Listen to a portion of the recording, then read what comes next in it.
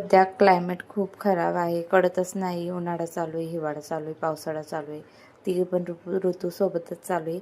त्यामुळे प्रिशूला सर्दी ताप झाला, रात्रभर झोपली नाही, कुणकुण कुणकुण करत होती. त्यामुळे आम्ही तिला घेऊन गेलो हॉस्पिटलला. लहान मुलांचे हॉस्पिटल आहे दौंडला आमच्या, श्रीनिवास म्हणून. आतमध्ये गेलो. रिसेप्शनिस्ट म्हटल्या डॉक्टर राऊंडला गेले तर 20 ते 25 मिनटं लागतील म्हटले. तर म्हटलं मग आता तोपर्यंत काय करायचं एवढा वेळ, ही तर काही शांत बसणार नाही. मग चालू झालं तिचं, इकडं फिर तिकडं फिर, हे घे ते घे, ते दे दे दे दे. तिचं एकच असतं, हे दे ते दे. बाहेर जात होती सारखीच. तिला मी बाहेर घेऊन गेले. चल म्हटलं आता हिला बाहेरच घेऊन जावं लागेल, त्याशिवाय ही शांत बसणार नाही. तिला थोडं रोडावर फिरवलं. तिथं पण खाली उतरू म्हणत होती आणि रोडावर चालू दे, पण गाड्या येत होत्या फास्ट, त्यामुळे मी तिला नाही सोडलं खाली.